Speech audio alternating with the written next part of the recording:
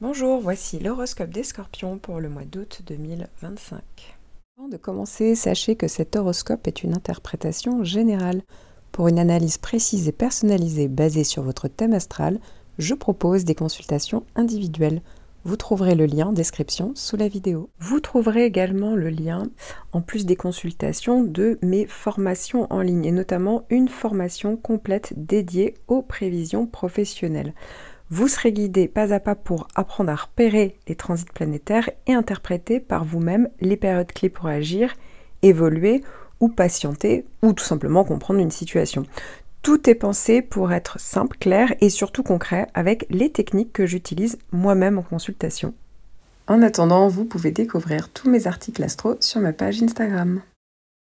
Scorpion, premier décan. Si vous n'êtes pas du premier décan, vous pouvez gagner du temps en cliquant sur le timing en description sous la vidéo. Si vous êtes du premier décan, eh bien vous allez avoir la boucle de Mercure. En effet, il y a eu un premier passage de Mercure pour vous qui faisait un aspect en carré pendant le mois de juillet, et là il va en avoir deux autres, dont la partie rétrograde, qui aura lieu très exactement du 13 juillet au 11 août, sauf que la particularité, c'est qu'au 11 août, ça ne redevient pas direct comme ça. Il y a 2-3 jours où la Mercure va être vraiment stationnaire. Et ensuite, jusqu'au 21, eh bien, Mercure fera son dernier passage en phase directe.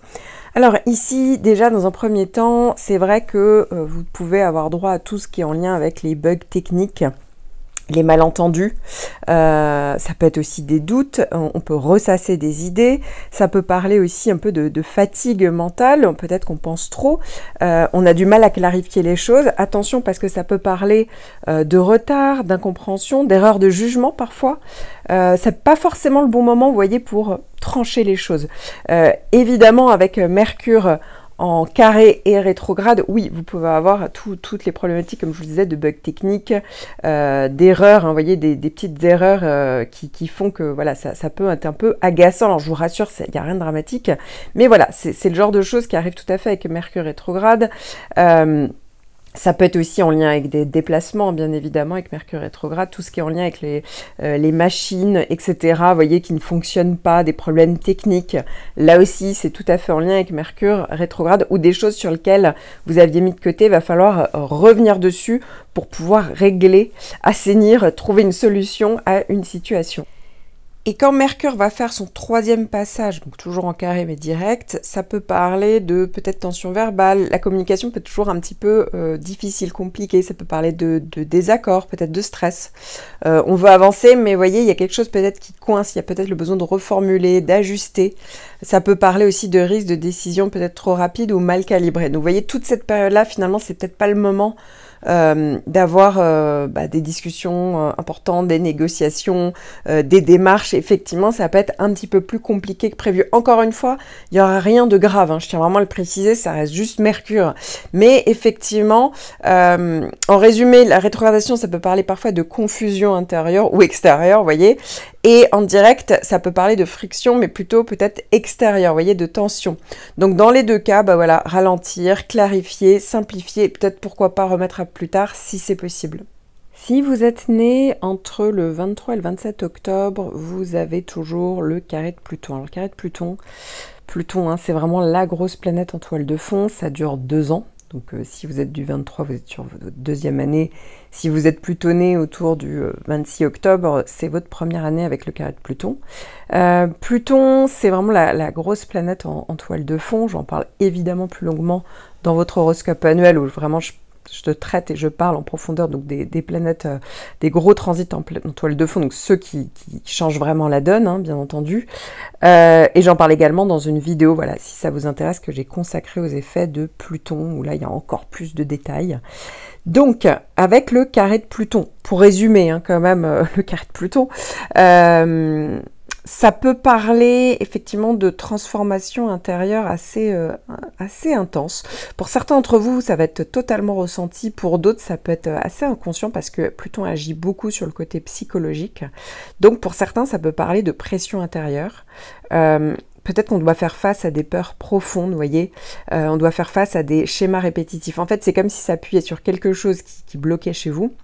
et qu'il fallait transformer, mais peut-être que ça va passer par des expériences qui ne sont pas toujours agréables. Donc ça peut être aussi relationnel, hein, ça peut être clairement des rapports de force, que ce soit pro, perso, parfois ça peut même être de la manipulation, ça peut être des remises en question un peu forcées du coup. En fait, ce qui ne tient plus explose ou se transforme, donc c'est assez intense, c'est assez long, vous avez compris, ça dure 2 ans, c'est assez profond, et ça peut aussi arriver, hein, c'est pas forcément toujours négatif quand on a le carré de Plutôt au contraire, ça peut donner pour certains d'entre vous une hyper lucidité, on reprend le contrôle des choses, on décide d'aller faire un saut, vous voyez, en profondeur, en soi, ou dans une situation, on décide de tout décrypter, vous voyez ce que je veux dire, de tout décoder, d'aller chercher les choses en profondeur, et donc voilà, on peut faire face à peut-être des peurs, mais aussi trouver d'autres choses, trouver aussi une force intérieure. Alors ici, avec la boucle de Mercure, puisque vous allez avoir les deux, pour certains d'entre vous, c'est vrai que ça peut parler de rumination, de blocage, peut-être d'obsession, peut-être sur un sujet. Peut-être qu'il y a une communication un peu ou toxique ou un peu floue. Voilà, donc ça ne sera pas le bon moment pour prendre des grandes décisions ou s'expliquer peut-être clairement. Peut-être qu'il va falloir revoir les choses différemment. Attention, parce qu'on peut aussi avoir le côté filtre négatif. Alors là, pour le coup, ça ne serait peut-être pas forcément réaliste. C'est juste qu'il y a un double carré pour vous. Donc attendez un petit peu, vous y verrez plus clair une fois que Pluton aura terminé de faire sa boucle. Et puis quand Mercure va redevenir direct, ça restera toujours un carré. Hein. C'est pour ça que je disais, attendez vraiment la fin du mois d'août, voire le mois de septembre, vous y verrez quand même plus clair. Ça peut parler parfois d'affrontement verbal, peut-être de tension dans les échanges, de vérité qui blesse ou qui éclate. Hein. Donc voilà, attention à ça, attention à ce que vous allez dire. Attention aussi à ce que vous allez recevoir. Hein. Posez-vous toujours la question de si vraiment on vous blesse. Peut-être que ça en dira beaucoup plus long sur votre interlocuteur que sur vous-même. Voilà, gardez ça en tête. Voilà, donc peut-être qu'il y aura la nécessité, l'obligation de trancher aussi pendant cette période-là où Mercure redeviendra direct. Et parfois, sous tension, vous voyez, on peut vous mettre un petit peu la pression. Donc attention à ça. Pluton, en résumé, pousse à changer en profondeur et Mercure rétrograde embrouille un petit peu les choses. Mercure direct force à parler ou à choisir. Donc c'est vrai que ça peut être un cocktail un peu compliqué si c'est mal canalisé. Maintenant, si vous avez du recul sur les choses, voilà, vous êtes au courant, donc faut pas tomber dans les travers finalement. Mais ça peut même être intéressant, au positif finalement, d'avoir et Pluton et Mercure rétro. Évitez d'aller sur le côté filtre négatif, parce que ça vous apportera rien du tout. Par contre, ça peut être assez intéressant sur le côté, on va aller encore plus en profondeur, vous voyez. Ça peut vraiment parler d'une énorme introspection, on revoit une situation et on essaye d'y voir quelque chose avec beaucoup plus de lucidité. Voilà, ça c'est vraiment à condition d'avoir bien pris conscience qu'en fait, la situation pourrait être beaucoup plus noircie qu'elle ne l'est en réalité, ou en tout cas... ne pensez pas que la situation est perdue. Au contraire, ces deux planètes, certes, elles sont désagréables sur le coup, ensemble, mais en réalité, ça peut être aussi le moment où on ouvre les yeux, on est plus lucide, on peut avoir des grosses prises de conscience pour pouvoir justement... ça peut être le moment où on remonte à la surface, et ici, ça va être assez mental, hein, vous l'avez compris, et psychologique, puisque Mercure, c'est le mental, et Pluton, ça agit sur le côté inconscient et psychologique. Je vous conseille aussi fortement de regarder pour vos autres planètes personnelles dans votre thème astral et idéalement aussi les transits qui vont passer dans vos maisons ainsi que pour les planètes qui les maîtrisent puisqu'ici vous n'avez qu'une petite partie de vos prévisions. Je me suis concentrée que sur un seul point de votre thème.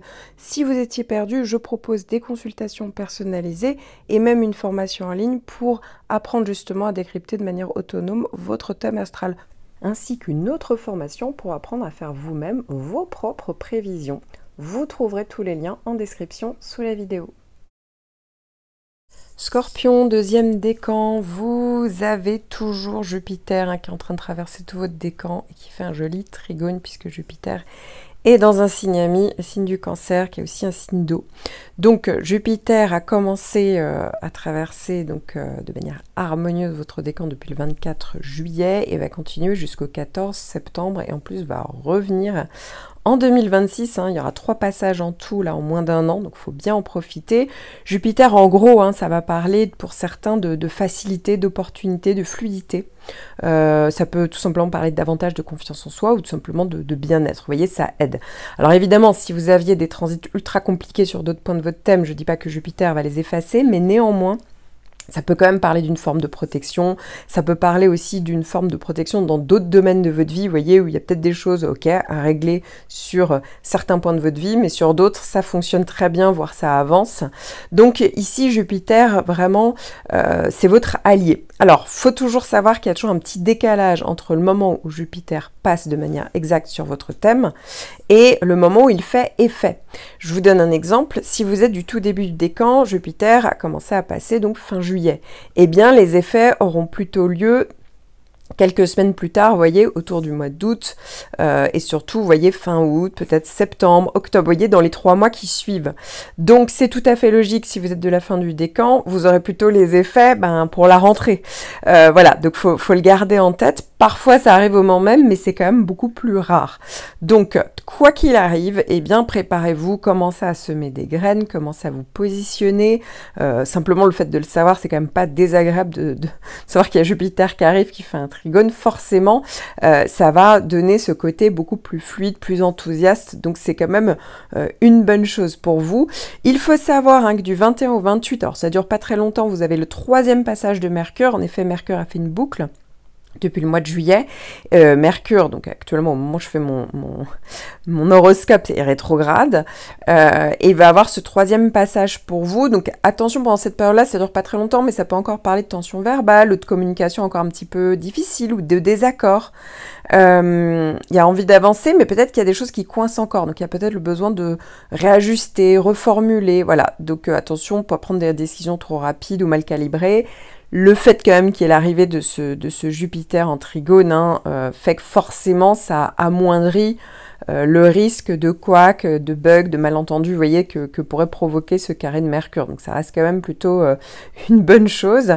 Et enfin, vous allez avoir Vénus qui va faire un bel aspect, un aspect en trigone entre le 8 et le 17 août. Ça peut être une période d'harmonie dans les relations, ça peut venir favoriser les périodes de connexion émotionnelle, de plaisir dans les relations, d'ailleurs quelles qu'elles soient. Ça peut être aussi une période plus romantique. Ça peut être évidemment favorable pour tout ce qui est en lien avec la créativité, le domaine artistique, esthétique.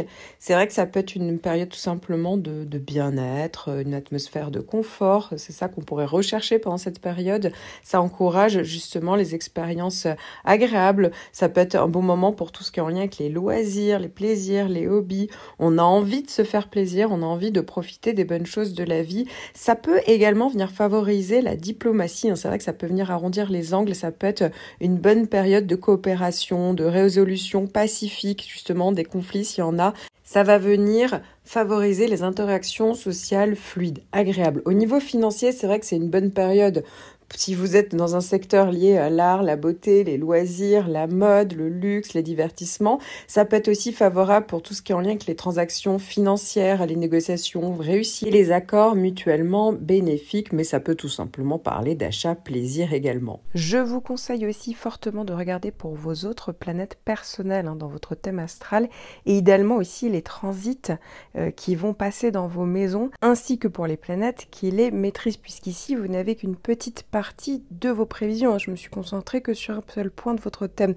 Si vous étiez perdu, je propose des consultations personnalisées et même une formation en ligne pour apprendre justement à décrypter de manière autonome votre thème astral, ainsi qu'une autre formation pour apprendre à faire vous-même vos propres prévisions.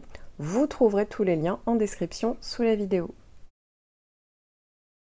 Scorpion, 3e décan, vous allez tous avoir Vénus qui va venir faire un trigone entre le 17 et le 25 août.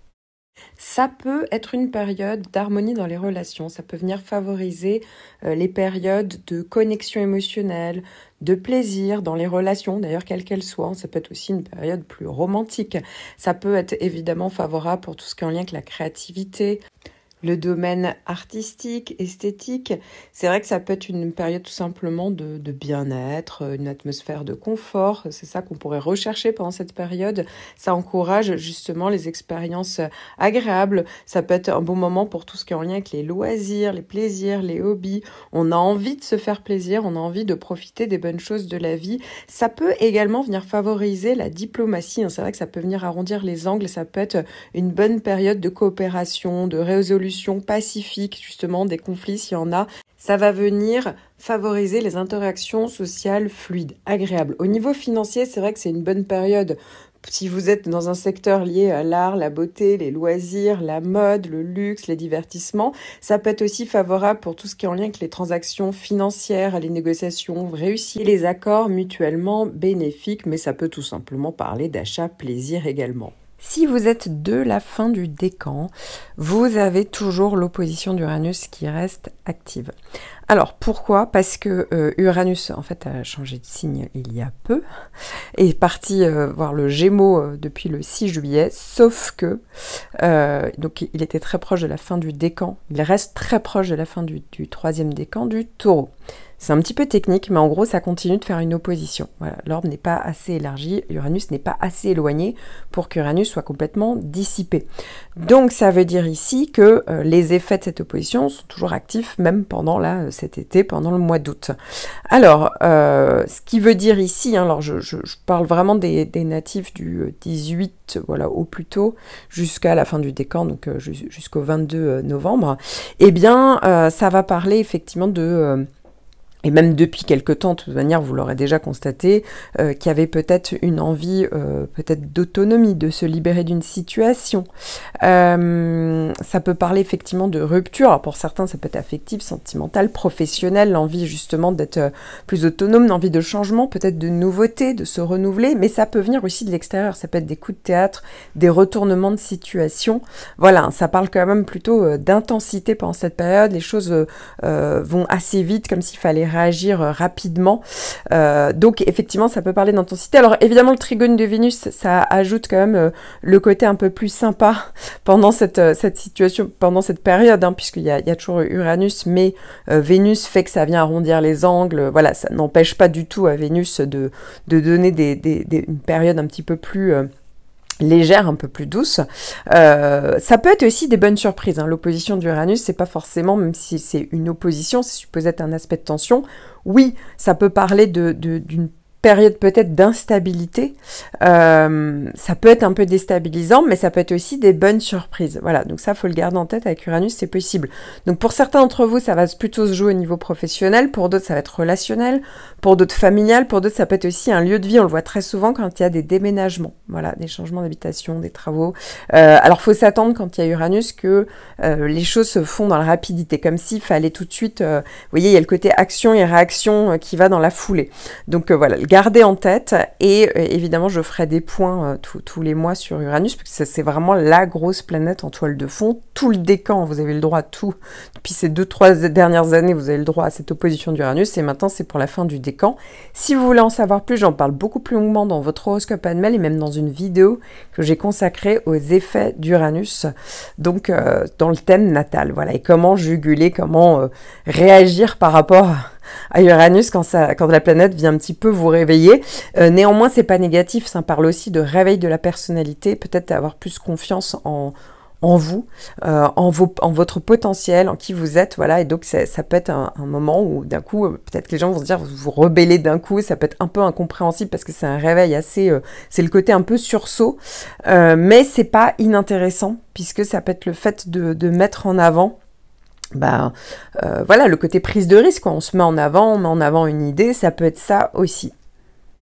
Je vous conseille aussi fortement de regarder pour vos autres planètes personnelles dans votre thème astral, et idéalement aussi les transits qui vont passer dans vos maisons, ainsi que pour les planètes qui les maîtrisent, puisqu'ici vous n'avez qu'une petite partie de vos prévisions. Je me suis concentrée que sur un seul point de votre thème. Si vous étiez perdu, je propose des consultations personnalisées et même une formation en ligne pour apprendre justement à décrypter de manière autonome votre thème astral, ainsi qu'une autre formation pour apprendre à faire vous-même vos propres prévisions. Vous trouverez tous les liens en description sous la vidéo.